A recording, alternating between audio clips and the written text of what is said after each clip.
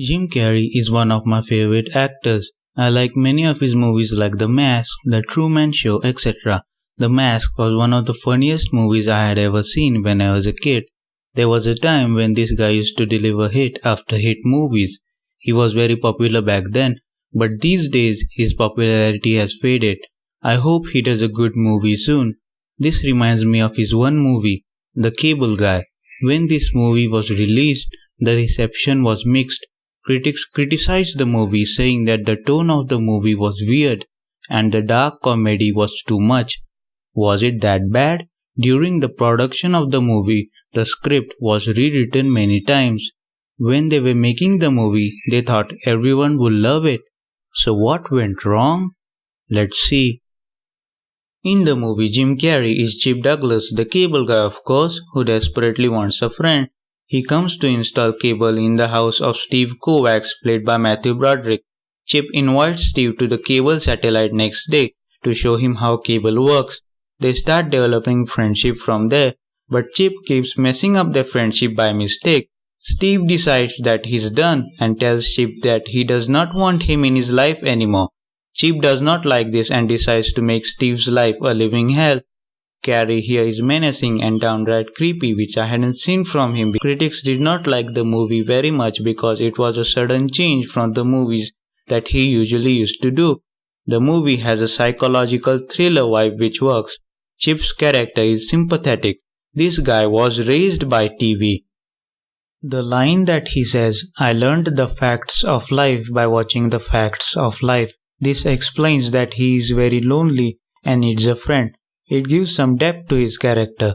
TV has been a big part of our childhood. I used to spend most of the time watching TV as a kid. One of the best parts of the movie is this song. Don't you want somebody to love? Don't you need somebody to love? He's putting so much energy into it even though it sounds corny. That's the charm. It's catchy honestly.